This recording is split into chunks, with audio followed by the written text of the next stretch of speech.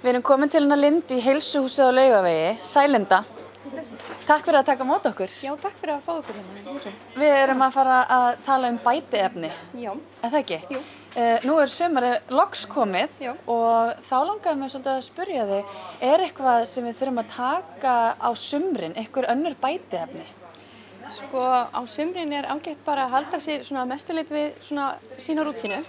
Halda inni þessu nauðsynlega eins og D-vitamínu til dæmis, við mötum aldrei að taka neina pása á því. En svo annað sem við gerum kannski auka á sumrin, við erum að meira að grilla og borða öðruvísi og meltingin verður svona kannski meiri vandræðum. Þá rosalega gott að taka inn bætiefni, svona eins og Super Digestive Whey eða eitthvað sem að hjálpa meltingunni, meltingarensím. Það ágætt að taka bætiefni sem að stýða við lifrina líka, hjálpa henni með úrvinnslu.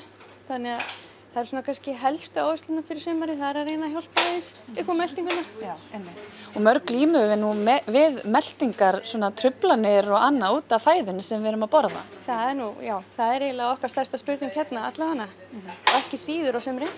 Þannig að ég myndi segja að það verður svona helst að passa upp á það. Já. En segðu mér Linda, við erum að taka bætiefni allan veturinn og á sumrin, en nú spyr ég, er ég að fara að hætta að taka þau bætiefni sem ég er að taka yfir vetratíman og bæta inn nýjum yfir sumarið og svo þegar veturinn kemur, skilurðu?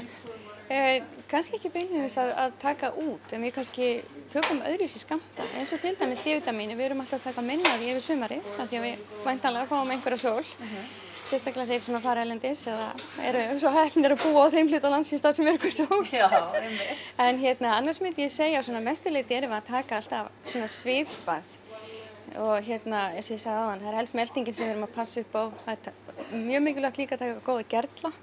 Ekki síst yfir sumarið þegar kannski líka við erum á flakki. Það bætiefni líka sem að geta hjálpa okkur þegar við erum að fara erlendis. Þurfum að takast á við kannski öðruvísi mataræði þar. Og þá kannski þurfum að huga líka sníkjudýrum og öðru sem er kannski ekki eitthvað sem við þurfum að hafa áhyggjur hér. Þannig að þá helst að taka inn eitthvað sem hefur svona hvítlauk og black walnut eða eitthvað sem er gott að taka. Það til góða blöndur frá Solareik, til dæmis Digestion eða Intestina sem er mjög fínt að hafa.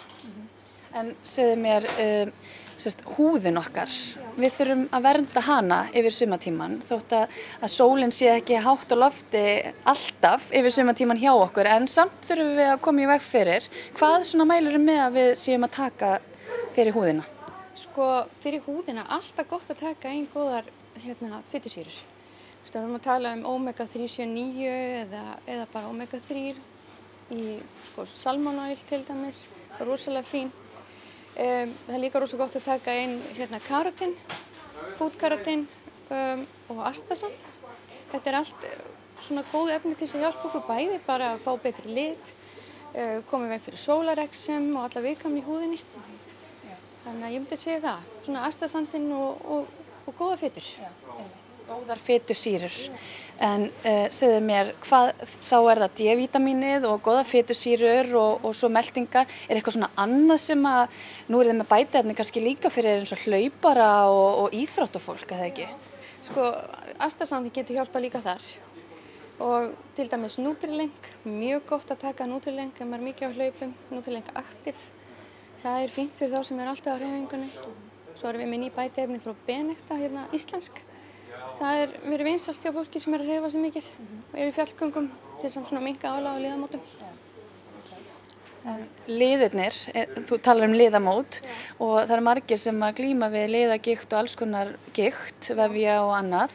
Og svo er svefninn, hann er okkur mikilvægur, þannig að eigum við kannski að taka aðeins svoleiðis fyrir. Já, til dæmis á sumrin þá náttúrulega þessi blessu birta sem hrjáir okkur eða þannig. Þá er Lunamino, það er nýtt bætiefni hjá okkur og það er í rauninni hjálpar melatonín framleiðslunni hjá okkur, þannig að við erum að ná betri rytma í svefnin og fólk er að tala bara mjög góðan árangur af því. Svona hjálpar okkur að halda rytmanum þó að það sé alltaf bjart. Eru það töflur eða? Töflur, já. Við eigum þetta til þess að gott að taka með sér þá ferðalög og annað. Já, þannig að heilsuhúsin, þau eru með fólk með sérþekkingu, þau eru mjög fróð, þannig að það er hægt að koma til ykkar og fá mjög góða þjónustu og faglega aðstoð við öllum kvillum og það sem við erum að glíma við. Já, við gerum okkar besta til þess að leysa úr öllu því sem bara kemur inn til okkar og hvort sem við, vitum að flettum upp eða hvað við gerum. Þannig að við reynum alltaf að aðstoða kúnnan eftir okkar bestu getu, já. Frábært að heyra. Takk fyrir að taka mót okkur, Linda, og fræða okkur bætiefnin.